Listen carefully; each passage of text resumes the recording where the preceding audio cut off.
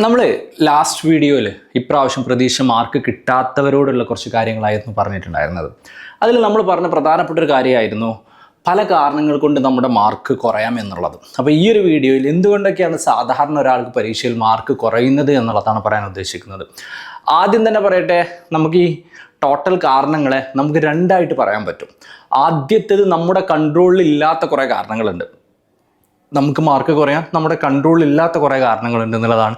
രണ്ട് നമ്മളെ കൺട്രോളിലുള്ള കാരണങ്ങളുണ്ട്. അപ്പോൾ ആദ്യം ഞാൻ ഈ കൺട്രോളിൽ ഇല്ലാത്ത കാര്യങ്ങളെക്കുറിച്ച് പറയാം. അപ്പോൾ നിങ്ങൾക്ക് ഒന്നുകൂടി ഒരു ക്ലാരിറ്റി കിട്ടും. ഫോർ എക്സാമ്പിൾ നമ്മൾ ഈ എക്സ്റ്റേണൽ ലോക്കസ് ഓഫ് കൺട്രോൾ എന്നൊക്കെ പറയാറുണ്ട്. ഫോർ എക്സാമ്പിൾ നമ്മൾ എത്ര പഠിച്ചാലും നമ്മൾ എത്ര എഫേർട്ട് എടുത്താലും ഈ ഒരു പരീക്ഷയിൽ നമ്മളെ മാർക്ക് തീരുമാനിക്കുന്നത് ആ പരീക്ഷയിൽ ചോദിക്കപ്പെടുന്ന 150 ഒബ്ജക്റ്റീവ് ടൈപ്പ് ഓഫ് ക്വസ്റ്റ്യൻ ആണ്. അതൊരു പക്ഷേ നമ്മൾ പഠിച്ച ഭാഗത്തു നിന്നാവാം, നമ്മൾ പഠിക്കാത്ത ഭാഗത്തു നിന്നാവാം, നമ്മൾ റിവൈസ് ചെയ്ത ഭാഗത്തു നിന്നാവാം, മറ്റ് ചില ആളുകൾ റിവൈസ് ചെയ്ത ഭാഗത്ത് അവിടെ ഒരു ചെറിയൊരു ലക്ക് ഫാക്ടർ ഉണ്ടല്ലോ. ആ ഒരു ലക്ക് ഫാക്ടർ ഉണ്ട് എന്നുള്ളത് തന്നെയാണ് സത്യം. പക്ഷെ അതേസമയം കൂടുതൽ പഠിച്ച, കൂടുതൽ റിവൈസ് ചെയ്ത എല്ലാ സബ്ജക്റ്റുകളും ഒരുപാട് തവണ നോക്കിയ ആളുകൾക്ക് കൂടുതൽ ആ ലക്ക് ഉണ്ടാവാൻ സാധ്യതയുണ്ട്. അത്ര പഠിക്കാത്ത ആളുകൾക്ക് ആ ലക്ക് കുറച്ച് കുറയാൻ സാധ്യതയുണ്ട് എന്നുള്ളതും ഒരു ഫാക്റ്റാണ്.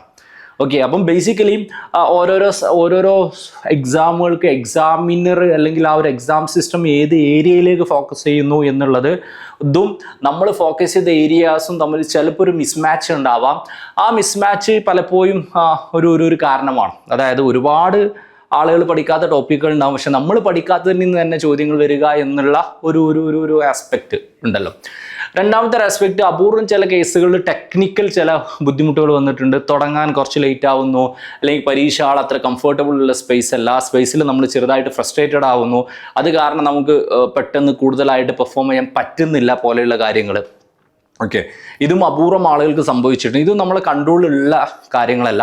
പിന്നെ വരുന്ന ഒരു എക്സ്റ്റേണൽ ലോക്കസിൽ വരുന്ന basically what we can say, നമുക്ക് പറയാൻ പറ്റുന്ന ഇതുമായിട്ട് റിലേറ്റഡ് ആയിട്ട് നമുക്ക് പറയാൻ പറ്റുന്നൊരു കാരണമാണ്. ഞാൻ പറഞ്ഞു ഇതൊരു വാട്ട് വി കൻ സേ ഇതൊരു ഓൺലൈൻ എക്സാമാണ്. ഓൺലൈൻ എക്സാമാണ്. നമ്മൾ പ്രതീക്ഷ രീതിയിൽ ചോദ്യങ്ങൾ വന്നിട്ടില്ല, അല്ലെങ്കിൽ നമുക്ക് ചിലപ്പം എഴുതുന്ന സമയത്ത്, അല്ലെങ്കിൽ നമുക്ക് വാട്ട് വി കൻ സേ അന്ന് നമ്മൾ ഒരു വളരെ പോസിറ്റീവായിട്ട് എഴുതാൻ പറ്റുന്നൊരു സിറ്റുവേഷൻ ആയിരുന്നില്ല. മേ ബി നമ്മളൊരു ഫിസിക്കലി ഇല്ലായിരിക്കാം, നമ്മൾ ചിലപ്പം ഹെൽത്ത് പരമായിട്ട് ചില പ്രശ്നങ്ങളുണ്ടായിരിക്കും. അങ്ങനെയൊക്കെയുള്ള ഒരുപാട് ബെസ്റ്റായിട്ട് പെർഫോം ചെയ്യാൻ പറ്റാത്തതാണ്.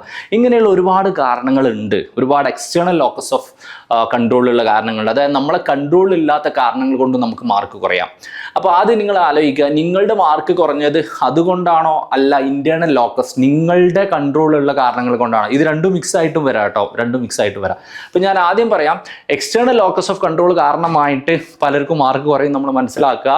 അതിന് ഓവർകം ചെയ്യാൻ പ്രത്യേകിച്ച് നമുക്ക് സൊല്യൂഷൻ ഒന്നുമില്ല. വീണ്ടും അറ്റംപ്റ്റ് ചെയ്തുകൊണ്ടിരിക്കുക, വീണ്ടും ശ്രമിച്ചുകൊണ്ടിരിക്കുക എന്നുള്ളത് മാത്രമാണ് അതിനെ കവർ ചെയ്യാൻ വേണ്ടിയിട്ടുള്ള നമ്മുടെ ഇമ്പോർട്ടൻ്റ് ആയിട്ടുള്ള നമ്മുടെ ഒരു സൊല്യൂഷൻ എന്ന് പറയുന്നത്. ഇമ്പോർട്ടൻ്റ് ആയിട്ടുള്ള ഒരു മെത്തേഡ് എന്ന് പറയുന്നത് അതാണ്. ഇനി രണ്ടാമത്തെ കാര്യം എന്ന് പറയുന്നത് രണ്ടാമത്തെ ഒരു പ്രധാനപ്പെട്ട ഒരു കാരണം എന്ന് പറയുന്നത് ഇന്റേണൽ ലോക്കസ്. നമ്മുടെ കൺട്രോളുള്ള കാര്യങ്ങൾ. അപ്പോൾ നമ്മുടെ കൺട്രോളുള്ള കാര്യങ്ങളിൽ ആദ്യം നമ്മൾ പറയാനുള്ള ഒരു സാധനം, നമ്മുടെ വീക്ക് ഏരിയാസിൽ നിന്ന് കൂടുതൽ ചോദ്യങ്ങൾ വരിക. ഇപ്പം എല്ലാവർക്കും ഈസി ഏരിയാസ് ഉണ്ടാവും, എല്ലാവർക്കും വീക്ക് ഏരിയാസ് ഉണ്ടാവും. അപ്പോൾ നിങ്ങൾ ആലോചിക്കുക, ഇപ്രാവശ്യം നിങ്ങൾക്ക് എന്തുകൊണ്ടാണ് മാർക്ക് കുറഞ്ഞത്, എങ്ങനെ മനസ്സിലാക്കാന്ന് ചോദിച്ചാൽ ഉത്തരങ്ങൾ വന്നത് എവിടെയാണെന്നാണ്, അല്ലെങ്കിൽ നിങ്ങളുടെ ഉത്തരങ്ങൾ തെറ്റിയത് എന്തുകൊണ്ടാണ്. രണ്ട് കാരണങ്ങൾ കൊണ്ട് തെറ്റാം. ഒന്ന്, നിങ്ങൾക്ക് അറിയാത്ത, നിങ്ങൾ പഠിക്കാത്ത ഏരിയയിൽ നിന്ന് ചോദിച്ചത് കൊണ്ടായിരിക്കാം. അങ്ങനെയാണെങ്കിൽ നിങ്ങൾ ആ വീക്ക് ഏരിയ സ്ട്രോങ് ആവുക.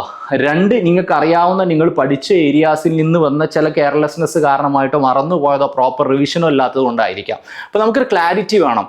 ഞാൻ പഠിക്കാത്തത് കൊണ്ടാണോ എനിക്ക് ഉത്തരം കിട്ടാത്തത്, ഞാൻ പഠിച്ചതിൽ നിന്ന് എനിക്ക് പ്രോപ്പർ ആൻസർ ചെയ്യാൻ പറ്റാത്തൊരു സിറ്റുവേഷൻ ആണോ ഉണ്ടായിട്ടുള്ളത്. അപ്പോൾ പഠിക്കാത്തത് കൊണ്ടാണെങ്കിൽ നമുക്കത് പഠിക്കാൻ പറ്റണം. അടുത്ത എക്സാമിന്. ഇനി റിവിഷൻ ചെയ്യാത്തത് കൊണ്ടാണെങ്കിൽ നമുക്ക് എന്ത് ചെയ്യാൻ പറ്റണം, നമുക്ക് കൂടുതൽ റിവൈസ് ചെയ്യാൻ പറ്റണം. സോ ബേസിക്കലി നമ്മൾ മനസ്സിലാക്കുന്ന ഒരു സമയത്ത് ഇന്റേണൽ ലോക്കസ് നമുക്ക് ചെയ്യാൻ പറ്റുന്ന ഈ രണ്ട് കാരണങ്ങളേ ഉള്ളൂ. പഠിക്കാത്ത ടോപ്പിക്ക് ആണെങ്കിൽ അത് പഠിക്കുക, പഠിച്ച ടോപ്പിക് ആണെങ്കിൽ അത് റിവൈസ് ചെയ്തുകൊണ്ടേയിരിക്കുക. പക്ഷെ അതേ സമയത്ത് തന്നെ നമ്മൾ മനസ്സിലാക്കേണ്ടത് എന്തുകൊണ്ട് എനിക്ക് പഠിക്കാൻ പറ്റിയിട്ടില്ല, എന്തുകൊണ്ട് എനിക്ക് റിവൈസ് ചെയ്യാൻ പറ്റിയിട്ടില്ല എന്നുള്ളത് നമ്മളൊന്ന് അസസ് ചെയ്യണം. അപ്പോൾ അവിടെയാണ് നമുക്ക് മനസ്സിലാക്കാൻ പറ്റുക എന്തുകൊണ്ടാണ് റിവൈസ് ചെയ്യാൻ പറ്റാത്തത്. പ്രോപ്പർ പ്ലാൻ ഇല്ലാത്തത് കൊണ്ടാണ്, പ്രോപ്പർ സ്ട്രാറ്റജി ഇല്ലാത്തത് കൊണ്ടാണ്, അല്ലെങ്കിൽ നമുക്ക് വാട്ട് വി ക്യാൻ സേ ഒരു കൺസിസ്റ്റൻസി ഇല്ലാത്തത് കൊണ്ടാണ്, ഇങ്ങനെയുള്ള കുറേ കാരണങ്ങളുണ്ടാവും. ഓക്കെ, PYQ കൂടുതൽ ഫോക്കസ് ചെയ്യാത്തത് കൊണ്ടാണ്, അല്ലെങ്കിൽ മോക്ക് ടെസ്റ്റുകൾ കൂടുതൽ ചെയ്യാത്തത് കൊണ്ടാണ്. അപ്പോൾ ഇങ്ങനെയുള്ള കാരണങ്ങളുടെ ഒക്കെ, അതായത് PYQ കൂടുതലായിട്ട് ചെയ്യാതിരിക്കുക, മോക്ക് ടെസ്റ്റുകൾ ചെയ്യാതിരിക്കുക, പേപ്പർ 1 പേപ്പർ 2 രണ്ടിനും പ്രോപ്പറായിട്ട് വേണ്ട ഒരു പ്രയോറിറ്റൈസേഷൻ കൊടുക്കാതിരിക്കുക, ഓക്കെ, കൺസിസ്റ്റൻ്റ് ആയിട്ട് പഠിക്കാൻ സാധിക്കാതിരിക്കുക, പ്രോപ്പറായിട്ടുള്ള മെറ്റീരിയൽസ് ഉണ്ടാവാതിരിക്കുക, ഇങ്ങനെയുള്ള കുറേ കാരണങ്ങളുണ്ട്. ആ കാരണങ്ങളുടെ ഔട്ട്കമാണ് സത്യം പറഞ്ഞാൽ ഞാൻ നേരത്തെ പറഞ്ഞ നമുക്ക് പഠിക്കാൻ പറ്റാത്തത് കൊണ്ട്, അല്ലെങ്കിൽ നമ്മൾ പഠിക്കാത്തത് കൊണ്ട്, അല്ലെങ്കിൽ നമുക്ക് പ്രോപ്പറായിട്ട് റിവൈസ് ചെയ്യാൻ പറ്റാത്തത് കൊണ്ട് എന്നുള്ളത്. അപ്പോൾ നിങ്ങൾ മനസ്സിലാക്കേണ്ടത് എക്സ്റ്റേണൽ ലോക്കസ് ഓഫ് കൺട്രോൾ നമുക്കൊന്നും ചെയ്യാനില്ല, നമ്മൾ എഫേർട്ട് കണ്ടിന്യൂ ചെയ്തുകൊണ്ടേയിരിക്കുക എന്നുള്ളതാണ്. ഇന്റേണൽ ലോക്കസ് ഓഫ് കൺട്രോളിനെ സംബന്ധിച്ച് നമുക്കുള്ളത് എന്തുകൊണ്ടാണ് നമുക്ക് ആ ടോപ്പിക്കുകൾ പഠിക്കാൻ പറ്റാത്തത് എന്നുള്ളതോ, എന്തുകൊണ്ടാണ് നമുക്ക് പ്രോപ്പറായിട്ട് റിവൈസ് ചെയ്യാൻ പറ്റാത്തത് എന്നുള്ളതോ മനസ്സിലാക്കുക, അത് റിസോൾവ് ചെയ്യുക, എന്നിട്ട് അത് സോൾവ് ചെയ്തുകൊണ്ട് പ്രിപ്പറേഷനുമായിട്ട് മുന്നോട്ട് പോവുക. കൂടുതൽ ഇതുമായി ബന്ധപ്പെട്ട കാര്യങ്ങൾ നമ്മൾ വരും വീഡിയോകളിൽ ഡിസ്കസ് ചെയ്യുന്നതായിരിക്കും.